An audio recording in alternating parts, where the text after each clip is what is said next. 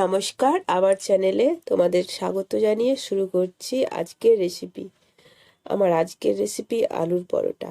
যারা পুর ভরতে একদমই পারো না, পুর ভরতে গিয়ে ফেটে যায়, তাদের জন্য আজকের রেসিপিটা খুব সহজভাবেই কিন্তু আলুর পরোটা বাড়িতেই বানানো যায়। তো চলো দেখতে থাকো পুরো ভিডিওটা, মিস করবে না আমি কিভাবেই আলুর পরোটা বানাই বিনা ঝামেলায়। প্রথমেই তার জন্য কিন্তু আলুর পুর বানিয়ে নিতে হবে। দেখো, সর্ষের তেল দিয়ে দিয়েছি 2 চামচ মতো, আর কিছুটা পরিমাণ জিরে, আর দিয়ে দিলাম কয়েক কোয়া রসুন কুচি করে। রসুন আর জিরেটাকে ফ্রাই করে নিলাম। এবার এর সঙ্গে দিয়ে দিচ্ছি কুচনো পেঁয়াজ। পেঁয়াজ রসুনের কাঁচা গন্ধটাকে মেরে নেব।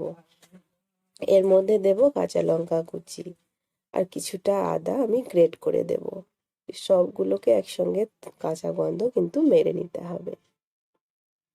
আলুর পুরটা যত ভালোভাবে বানাবে, পরোটা কিন্তু ততটাই স্বাদ হবে। তো আমি কিছুটা আদা গ্রেট করে দিচ্ছি, তোমরা চাইলে কুচি করেও দিতে পারো, আদার চোকা ছেলার কোনো প্রয়োজন নেই।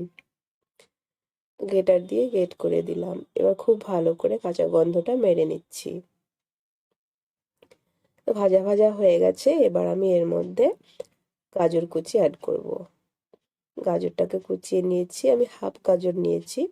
যতটা আলু নেবে ঠিক ততটাই পরিমাণ মতো তোমরা গাজর দেবে। আমি এখানে 3টে আলু সেদ্ধ করে নিয়েছি, তার জন্য হাফ আমি গাজর কুচিয়ে নিলাম। গাজরটাকে ভাজা ভাজা করে নেব। একটু লালচে কালার চলে আসবে, তখন এর মধ্যে সেদ্ধ করে রাখা আলু দিয়ে দেবো। আমি আগে থেকেই আলু সেদ্ধ করে রেখেছি।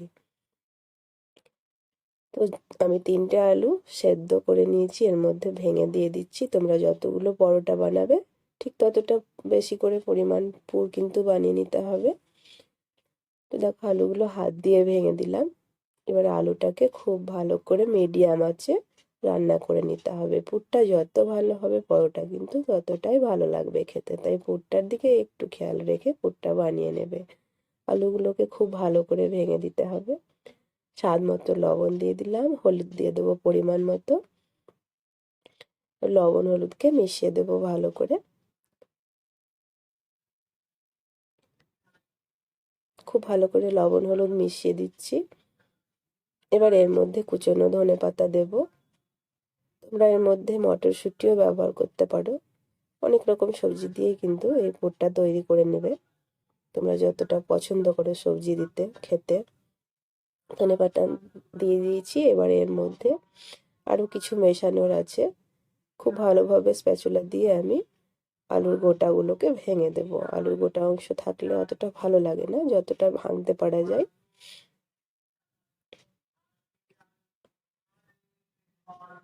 স্প্যাচুলার সাহায্যে খুব ভালো করে আমি আলুটাকে ভেঙে নিলাম। এবার এর মধ্যে অল্প পরিমাণে জিরে গুঁড়ো অ্যাড করব। জিরে গুঁড়োটা দিয়ে আর কিছু দেব না, খুব ভালো করে আবারও নেড়ে দিচ্ছি।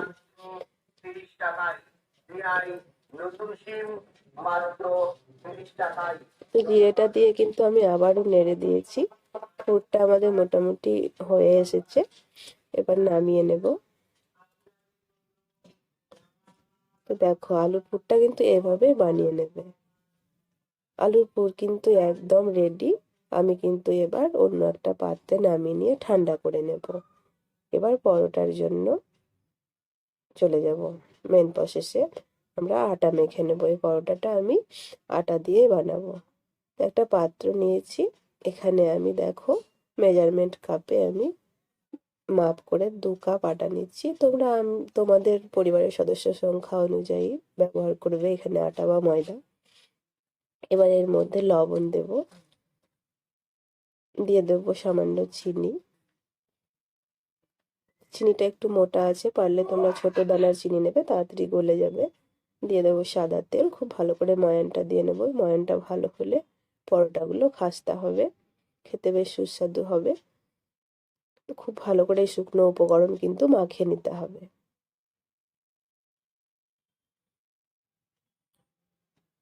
শুকনো উপকরণ মাখানো হয়ে গেলে অল্প অল্প জল দিয়ে খুব সুন্দর সফট একটা ডো বানিয়ে নেব।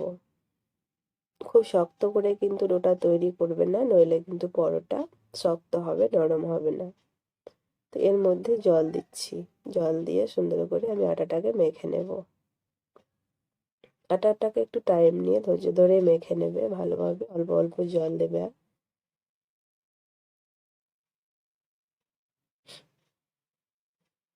তো আমি আরও একটু জল দিয়ে দেব, খুব সুন্দর করে মাখিয়ে নেব।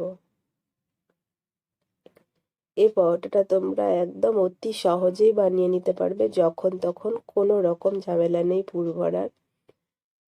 সবাই কিন্তু পছন্দও করবে, খেতে কিন্তু খারাপও লাগে না, একবার বানিয়ে দেখবে। আজকের আমার রেসিপি ভালো লাগলে অবশ্যই তোমরা লাইক শেয়ার করতে ভুলবে না।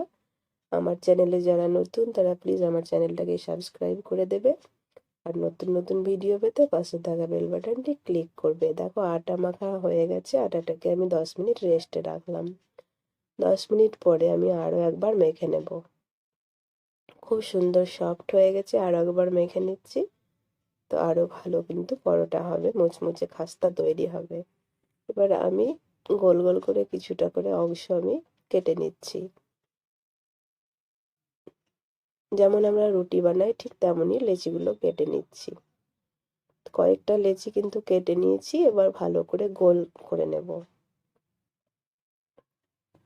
তো দেখো একটা লেচি নিয়ে খুব ভালো করে গোল করছি, ঠিক একইভাবে সবগুলোকে গোল করে নেব, তাহলে বেলতে সুবিধে হবে।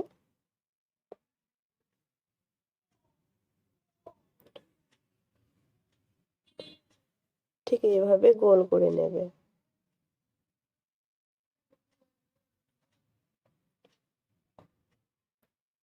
প্রত্যেকটা লেচি কিন্তু আমি গোল করে নিয়েছি।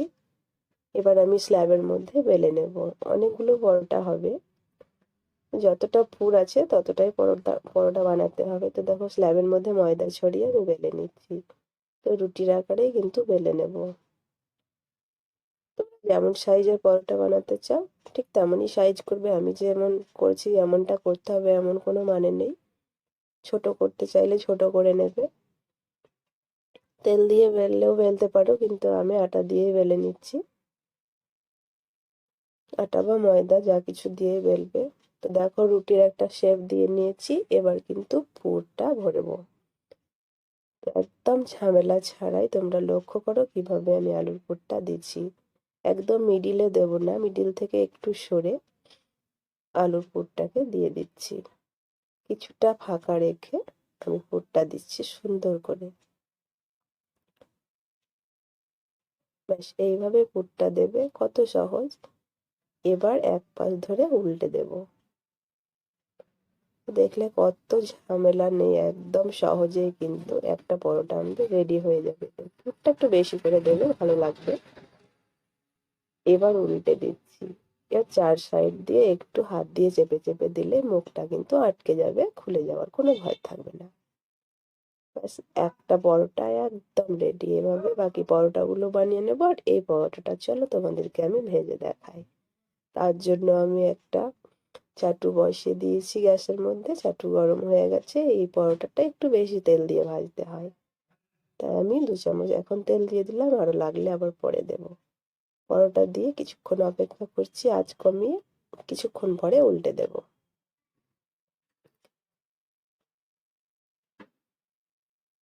তো দেখো এখন আমি একটু নেড়ে দিলাম হালকা হাতে, এবার উল্টে দেব।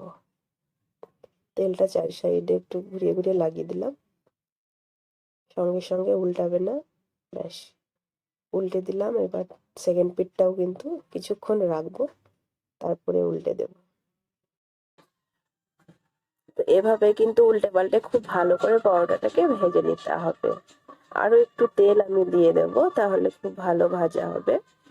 আর পরোটার পিছন দিকটা খুব ভালো করে দুটো খুন্তির সাহায্যে ভালো করে ভেজে নেবে। তো আমি একটা স্প্যাচুলা আর একটা খুন্তির সাহায্যে ভালো করে দেখো ভেজে নেব, তাহলে কাঁচা থাকবে না। ঠিক এইভাবে ভেজে নিতে হবে।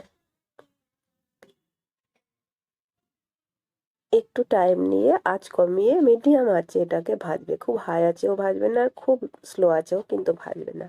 তো পরোটাটা কিন্তু একদম রেডি হয়ে গেছে। তো একটা আমি তোমাদেরকে কড়াইয়ে পরোটা ভেজে দেখাবো, একটা তাওয়াতে ভেজে দেখালাম। তো কড়াইয়ে না তাওয়াতে কোনটাতে বেশি সুবিধা হয় তোমরাই তোমাদের মতো করে ভেজে নেবে।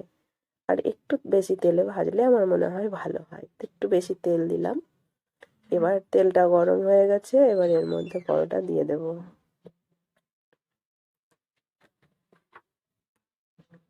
সেম ভাবে কিন্তু এই পরোটাটাকে ভেজে নেব। আমার তো মনে হলো কড়াইয়ে বেশি ভালো লাগলো ভাজতে, তোমরা দেখবে তাওয়াতে ভালো লাগছে না কড়াইয়ে, তো সেটাতেই তোমরাও ভেজে নেবে।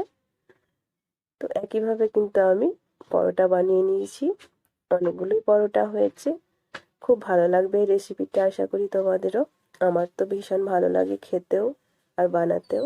আজকে এ পর্যন্তই। ভালো লাগলে লাইক শেয়ার করবে, আর নতুন নতুন যারা আমার চ্যানেলটাকে সাবস্ক্রাইব